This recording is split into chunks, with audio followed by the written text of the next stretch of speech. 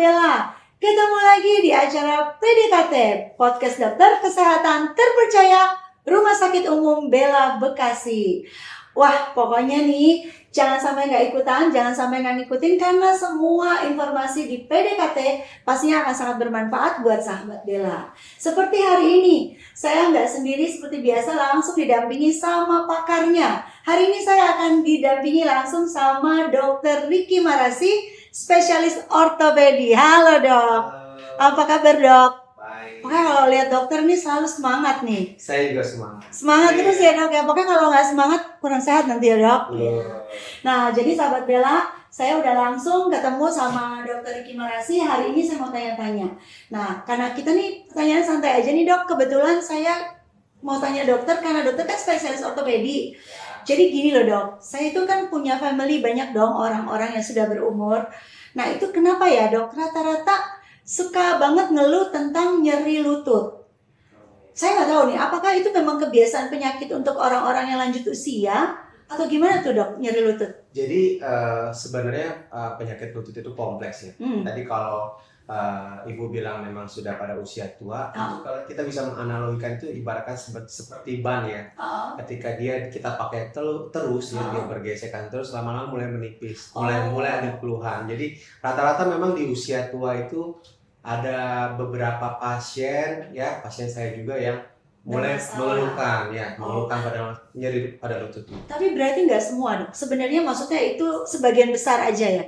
Iya, sebagian besar. Kadang-kadang ada juga yang rentan usianya itu cukup tinggi karena mungkin waktu masih muda dia aktivitasnya baik, nutrisinya baik. Jadi gejala-gejala tersebut itu munculnya itu pada benar-benar usia lebih panjang ya, lebih lanjut lagi. Jadi berarti pola hidup juga penting ya dok ya, untuk membuat supaya nyeri lutut itu nggak segera terjadi sebelum waktunya gitu ya dok? Ya, pola hidup, nutrisi sangat berpengaruh dalam memelihara kondisi lutut ya Bu ya. Nah tuh sahabat Bella denger ya, jadi nyeri lutut itu bukan penyakit yang perlu ditakutin sebenarnya, tapi jangan lupa pola hidup dan sehat juga penting.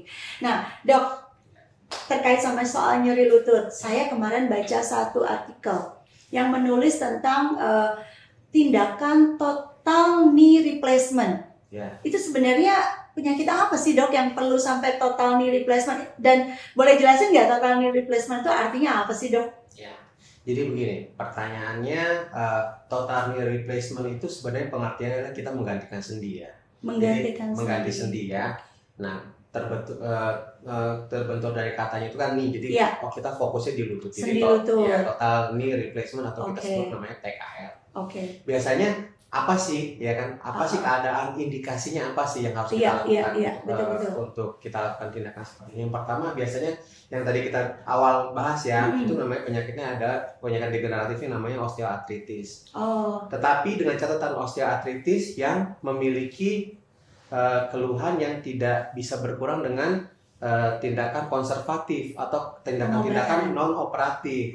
Contohnya kita sudah berikan dia obat-obatan, kita sudah berikan dia suntik lutut, kita sudah modifikasi gaya hidupnya, tetapi ternyata lututnya makin sakit. Tidak bisa juga. Ya. Jadi kan ambang jadi orang beda-beda ya. Jadi nah kalau memang sudah sampai ke tahap itu, ke osteoartritis seperti itu, kita mungkin lakukan tindakan operasi ya. Yang kedua juga ada gambaran infeksi ya, infeksi yang lama ya, terus juga bisa untuk penyakit rheumatoid arthritis atau penyakit osteonekrosis atau keadaan sendi-sendi lutut yang memiliki nutrisi yang kurang. Jadi sehingga mengganggu pergerakan, membuat lututnya bengkak, nyeri dan sangat tidak nyaman sekali. Yang paling parahnya itu bisa menyebabkan kebengkokan, Bu. Kakinya sudah bengkok. Jadi deformitas. Rata-rata kan kadang-kadang kalau lutut itu bengkok, jadi kita itu susah gitu. Jalan juga sulit banget itu pasti. Betul. Jadi saat kita berjalan itu sangat nyeri dan mengganggu. Ya pasti dong. Aduh, kebayang dok kalau lutut kita jalan kelamaan aja bisa sakit, apalagi yang udah problem ya dok, kayak gitu ya. Kita nggak nyaman gitu, kayak kita mau jalan-jalan juga nggak nyaman. Ya kan? Apalagi kan kita hidup kalau nggak jalan-jalan kan gimana? Waduh, sekarang apalagi dok, perlu banget jalan-jalan. Nah biasanya tuh dok kalau kayak gitu, tadi kan dokter bilang total knee replacement itu seperti mengganti sendi ya, daerah persendian tadi ya. Lutut, ya. Itu prosedur total knee replacement itu seperti apa biasanya, Dok? Jadi kalau kita harus tahu ya anatomi lutut itu gabungan 3 tulang gitu ya. Yang pertama itu tulang paha yang di atas, tulang betis, sama tulang tempurung lutut. Oh iya, saya lutut tempurung tahu, Dok. Iya, lutut tempurung tahu. Jadi biasanya ketiga kompartemen itu kita sebut sebagai knee ya. Jadi kita membentuk satu sendi yang namanya sendi lutut. Sendi lutut dari paha, betis, dan tempurungnya sendiri. Oke. Jadi rata-rata yang kita lakukan tindakan operasi itu kita itu harus meng-cut dari bagian paha dan bagian betis sehingga nanti terbentuklah satu sendi buatan baru dan menghasilkan sebuah gerakan yang lebih nyaman dibandingkan ketika sendi itu rusak. Gitu. Oke, jadi pertama-tama nih sahabat Bella mesti tahu dulu nih. Jadi udah nyeri lutut, terus nyeri lutut yang tidak bisa disembuhkan dengan cara konservatif tadi ya, Dok. Ya, udah nggak bisa lagi disembuhin secara konservatif, udah harus yang dilakukan tindakan TKR, yaitu total knee replacement. Nah ini dokter Ricky ini ahlinya nih untuk melakukan tindakan TKR ya. Dan pada saat tindakan TKR tadi itu prosedurnya adalah benar-benar diganti yang namanya persendian tadi ya nih, mulai dari paha, betis dan juga tempurungnya. Itu dari atas atau sebagian dari paha dan sebagainya itu, Dok? Hanya di bagian bawahnya aja. Jadi tulang paha sebagian bawah, yang dekat ke tempurung. Iya, yang betisnya yang atas ya. Betis bagian atas juga. Jadi area tempurung lah ya, Dok. Makanya dia lebih ke sendi lutut ya, Dok ya. Oh, itu diganti, benar-benar diganti semua tuh, Dok. Sampai tempurungnya, Dok. Jadi begini. Kalau kita biasanya kalau di Indonesia ini rata-rata kita tidak ganti ke tempurungnya. Kita hanya langsung joinnya aja, join yang dari bagian paha sama dari bagian atas dari tulang keringnya ya atau tibianya. Jadi memang kalau untuk saya boleh jelaskan banyak ya model-model implan ya. Apalagi kita di dunia ortopedi itu ada beberapa jenis implan. Ada yang kalau sendi itu kan biasanya ada ligamen yang megang namanya cruciatum ligamen ya. Aduh, ini istilahnya nih sahabat Bella mesti paham ya.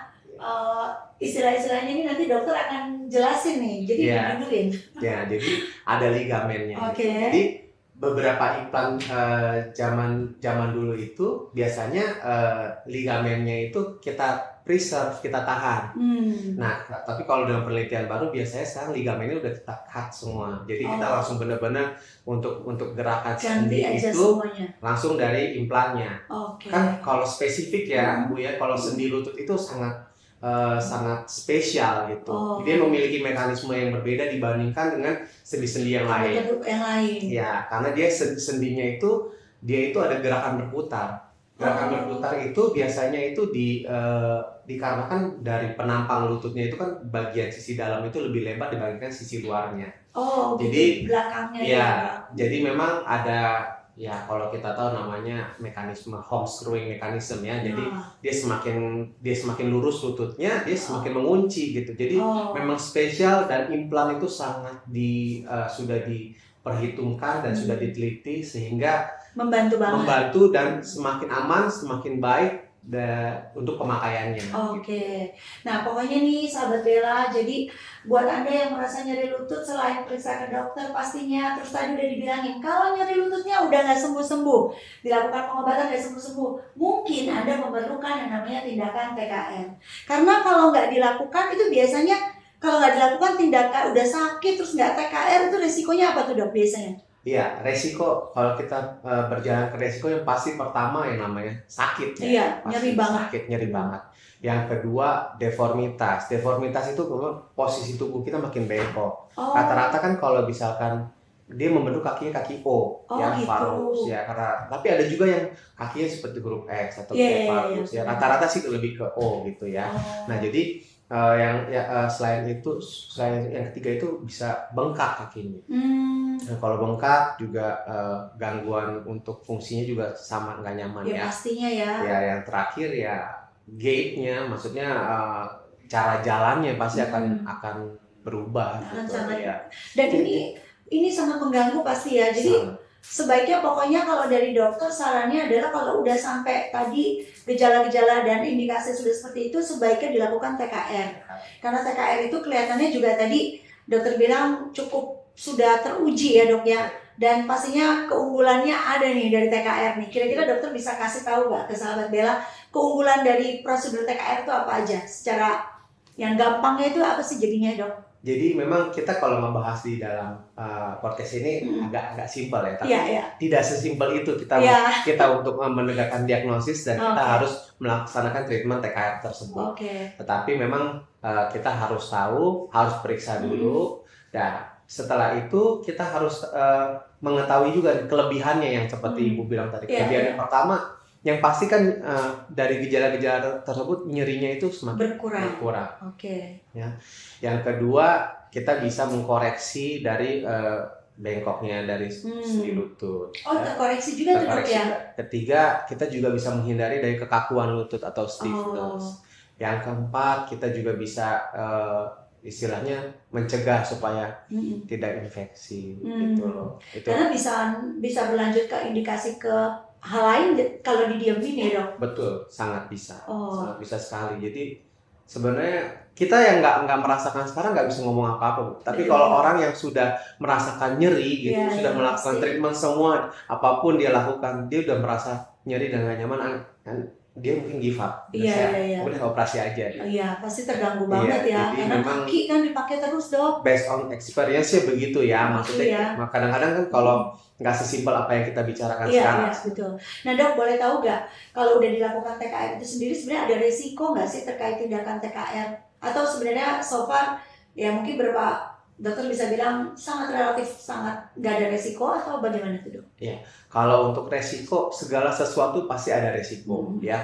Resiko yang pertama adalah infeksi ya, karena itu musuh pertama untuk surgeon ya. Karena kalau misalkan infeksi otomatis ya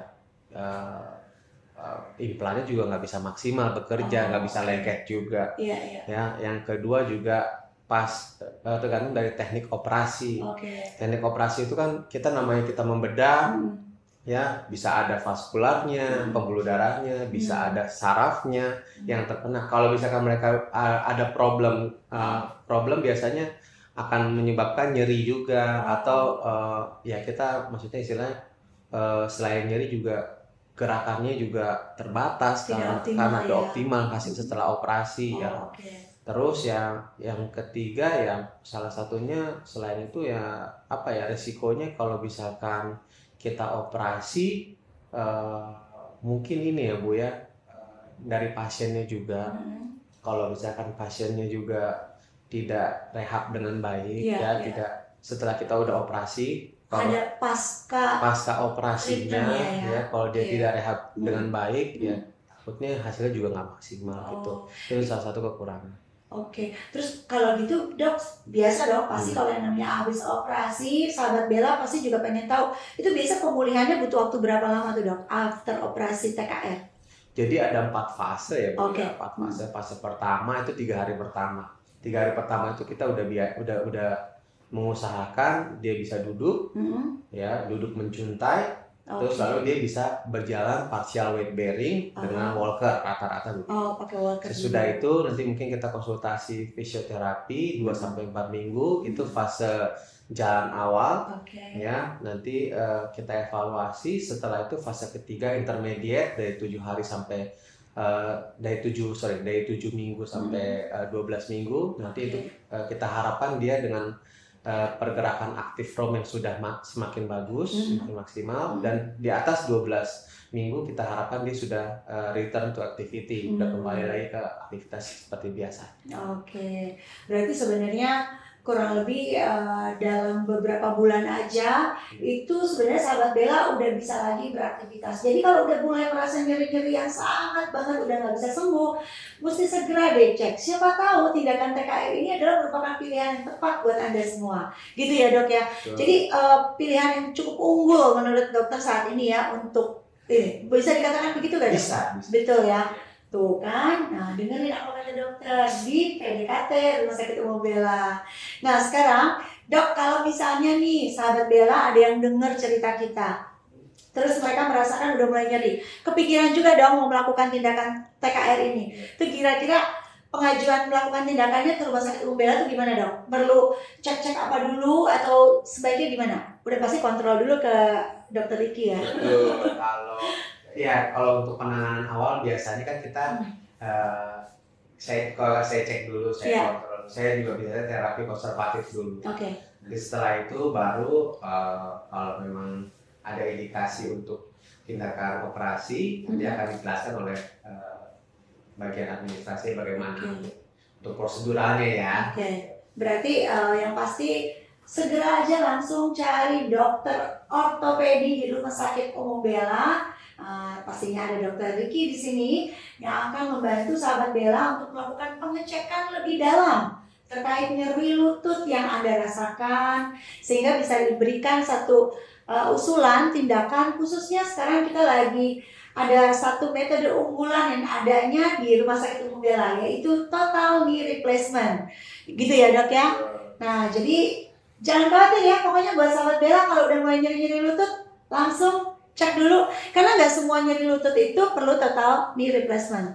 Tapi bagi Anda yang sudah merasakan luar biasa sakit dan tidak bisa diatasi, total knee replacement di Rumah Sakit Umum Bella pastinya bisa menjadi salah satu solusi buat Anda untuk nyaman dalam hidup dan lebih sehat, gitu ya dok. Wah, thank you banget nih dok. Ada lagi nggak dok saran, mungkin sedikit tips terakhir buat orang-orang kehidupan sehari-hari supaya nggak sampai nyeri lutut? Gimana? Ini ada yang mau saya tambahi ya. Kalau untuk di Rumah Sakit Bella biasanya kita lakukan tindakan operasinya TKR itu yang primary. Jadi primary. Misalnya kalau misalkan memang sudah tindak lanjut, memang kita butuh konsultan khusus ya. Tapi untuk kasus-kasus primary biasanya kita masih bisa lakukan tersebut. Jadi saran dari saya untuk semua masyarakat, apabila memang ada masalah dengan lutut, jangan segan-segan ke dokter ortopedi ya, supaya kita lihat evaluasi bagaimana. Kalau memang kita butuh tindakan untuk operasi, ya kita operasi. Tidak serta-merta biasanya dokter itu harus operasi, tidak semua dokter itu, karena kan gini, opini di publik, saya malas ke dokter karena kalau dokter itu harus operasi gitu. Tapi nggak serta-merta seperti itu gitu. Operasi iya atau tidak itu semua ada di tangan pasien. Dokter nggak mungkin langsung operasi enggak. Jadi jangan pernah takut ke dokter supaya maksimal gitu. Kita periksa maksimal. Pemeriksaan optimal. Dan saya pastikan ketika berobat di Rumah Sakit Bella kita pertama-tama kita akan konservatif dulu. Kita tidak langsung operasi. Iya dong, pasti. Kita memaksimalkan segala sesuatu yang dari sananya karena pasti hasilnya akan lebih maksimal. Betul. Maksimalkan itu ya. Oke. Wah, thank you banget ya. Jadi buat sahabat Bella udah dapet pencerahan banget nih buat kita semua mengenai total knee replacement. Itu sebuah tindakan metode pilihan saat ini. Nah, pastinya udah makin seru kan podcast kita PDKT, Podcast Dokter Kesehatan Terpercaya. Jangan lupa untuk selalu follow channel YouTube kita untuk mendapatkan informasi-informasi lebih detail terkait kesehatan dengan tema-tema yang lebih menarik lagi. Dan juga jangan lupa follow Instagram dan juga TikTok dari Rumah Sakit Umum Bella. PDKT undur dulu. Salam dok.